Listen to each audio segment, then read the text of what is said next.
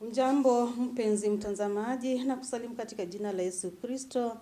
Hali gani asubuhi ya leo? Ni matumaini yangu ya kwamba usiku wako ulikuwa ni wa baraka, na asubuhi ya leo umeweza na kumshukuru Mwenyezi Mungu, maana imegharimu tu pendo wake, nguvu zake, mkono wake kuweza na kukubariki na wewe katika uso wa dunia kwa siku ya leo, ambapo ninaamini kwamba hiyo jana, kama vile ambavyo niliweza na kuambia kwamba hiyo jana wengi walikuwa wanafunga kazi za hiyo wiki, maofisi, na siku ya leo wengi, maana tumeweza na kuingia weekend, wengi ni kupumzika, kufanya 1 2 3, tumshukuru tu Mwenyezi Mungu, maana yani kuongozwa tu wiki yote, kuwa na afya wiki yote, sio kwa sababu ya nguvu zako, bali ni kwa sababu ya nguvu za Mwenyezi Mungu. Hivyo basi, karibu sana katika kipindi cha Manyunyu ya Baraka, ili tuendelee na kubarikiwa na neno la Mwenyezi Mungu na mtumishi wake ambaye ni Reverend Ruth Sami kutoka kanisa la ABC Katangi Wamunyu Pastorate Machakos Sub Kota, nikitumai kwamba umejiandaa kabisa ili ukaweze na kupokea mengi ambayo utaweza na kuyapata kupitia hiki kipindi. Karibu. Nachukua fursa hii, ndugu zangu na dada zangu katika Kristo Yesu, ni wa mkwe hamjambo na mesijambo. Ninaomba kuwakaribisha katika neno la Mungu ili tuweze kuandamana pamoja, tuyasikie ni yapi Roho wa Mungu anayo tutakia na kutufunza. Kwa hivyo katika kitabu cha Wakolosai sura ni ya 2, taweza kusoma mstari wa 20 na 21. Wakolosai 20 na 21. Neno linasema hivi: basi ikiwa mlikufa pamoja na Kristo, mkayaacha yale mafundisho ya awali ya ulimwengu, kwa nini kujitia chini ya amri kama wenye kuishi duniani? Msishike, msihonje, msinguze. Mtumishi wa Mungu ambaye alinena na Wakristo atukaribisha kwa neno lake ili tuweze kusikia kutoka kwake. Tuombe. Ewe Jehova Mungu, Mwenyezi Mungu uishiaye milele, tunapoliinua hilo jina lako na kulitukuza hilo jina lako, sisi ni binadamu katika ulimwengu wa shida. Tunahitaji usaidizi wako, uponyaji kutoka kwako, uongozi wako, na usipokuweko kama Wakristo hatuwezi. Basi twakukaribisha mioyoni mwetu, na katika mahubiri ya siku ya leo, enenda pamoja nasi hadi tamati tuweze kukushukuru. Katika jina la Yesu Kristo tunaomba na kuamini. Amen.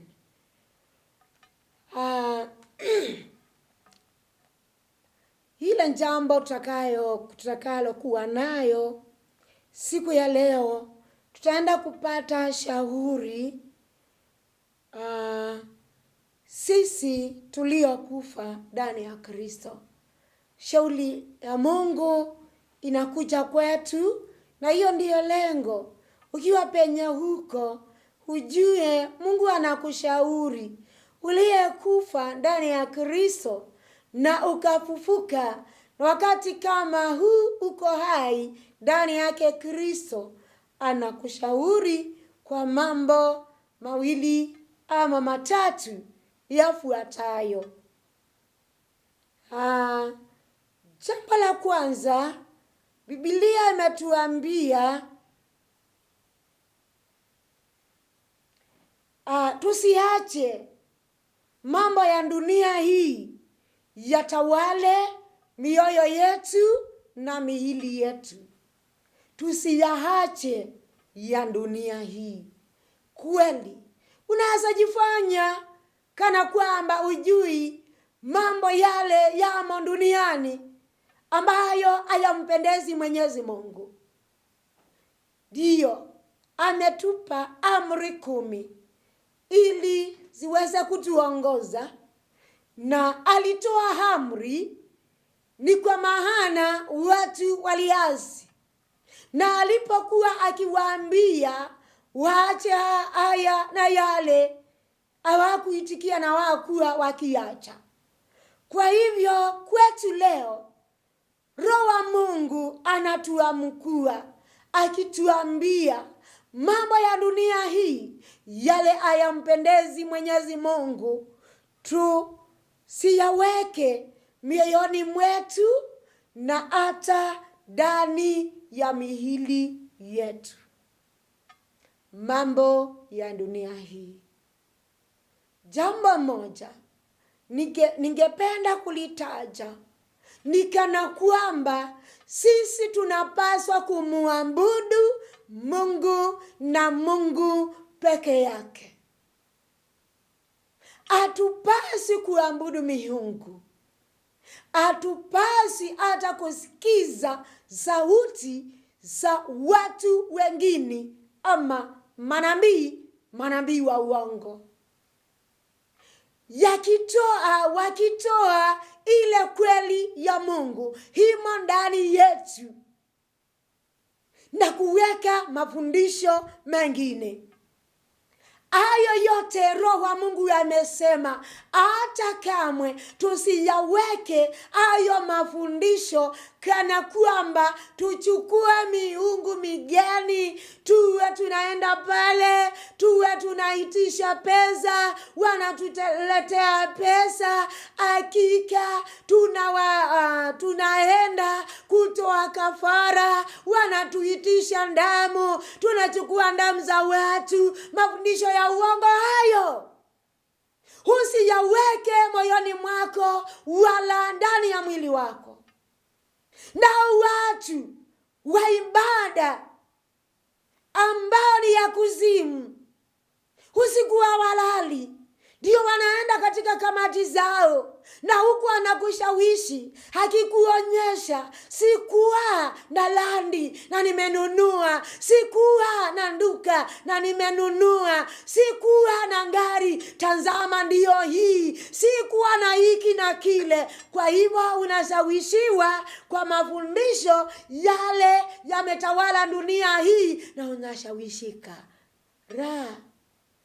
Hasha, hata kamwe usikubali. Na kuna mambo mengi sana yale yamo katika dunia hii yanafurahisha watu. Wengine wanauza wengine, yaani watu wanauza wa wenyewe. Hala, sio hivyo.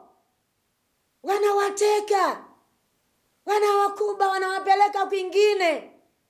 Sio hivyo, wanatenganiza nyumba za watu wa wenyewe, wanaachana. Hayo yote ni mambo yale yaliyomo katika dunia hii, na mengine mengi ambayo sijataja. Unayaona, unayajua, yanaendelea kwako, yanaendelea kwenu. Hayo yote ni onyo na ni shauri. Tafadhali, hayo yote kwa maana uliokoka na ukaokolewa na damu ya Yesu Kristo, usishawishike shika mambo hayo. Na jambo moja, Biblia inasema mstari wa 21, usishike kilicho kichafu. Kama vile nimetaja, hayo mafundisho na mahubiri ya uongo kutokana na watu wengine, Unapewa kitu ambao ni Mungu, unaambiwa kitakusaidia, unabeba unaweka kwa nyumba yako, imekuwa mzigo kwako, mara kwa mara inakuangusha kwa njia, watoto wako wanaanguka, mke wako ni huyu hata hana amani, wewe na mafundisho ya uongo. Tafadhali usiingie ndani yako, unaambiwa usishike hicho kibaya, usikishike. Na ukishika, uliyekufa pamoja na Kristo, hautakuwa shahidi, mtumishi na mjumbe wake huyu Yesu Kristo. Manake umeingia katika dhambi ya kuabudu sanamu. Jambo lile lingine, pia huo mstari umeongeza neno la pili, ukisema usionje.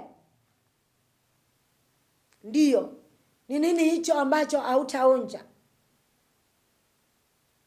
Uliyekufa pamoja na Kristo, ukafufuka pamoja na Kristo, na uko hai pamoja na Kristo, na unafurahia, na unakuja wakati mmoja unashawishiwa na mtu, uache huyu Yesu wako, uache huyu Mungu wako, uingie kwa sanaa za dunia hii. Tafadhali, Biblia imekuambia usionje. Wanaenda kukula damu, kukunywa damu, anakwambia kuja kunywa, hakuna kitu itakutendekea. Ndio, usionje. Biblia inasema hivyo, usionje. Hata wanaenda, unajua vizuri sana, wanaabudu miungu, wameweka sherehe ya miungu, wanakwambia kuja, hakuna shida, utaenda tu kesho. Chachi utaenda, na unaenda unakunywa, unalewa pamoja na wao. Chachi utaenda ya nani sasa tena?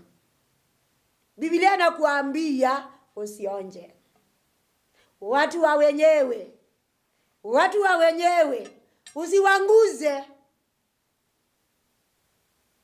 Vijana na wa mkuu, nikimalizia, unapata vijana pale shuleni, mikono yetu ni kama iko almost 3/4 ya mili yetu, na kijana na msichana wanasimama na anajifanya anatupa mkono, anatupa. Unaenda wapi huo mkono?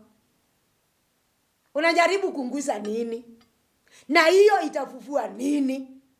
Kwa hivyo chenye unaenda kunguza, Mungu amekwambia usinguze. Na hata ikiwa ni hiyo sanamu, usiende kunguza, na malango yao usinguze. Tafadhali kukaa kwa Mungu wako, na uishi katika hiyo hekalu na mwili wako na moyo wako, hakika utamuona Mungu, utasaidika pale. Kwa hivyo vile Biblia imetuambia, umeshauliwa, nami nimepata shauri kana kwamba usishike kilicho kichafu, usionje kilicho kimbaya, na usinguse kilicho kiofu.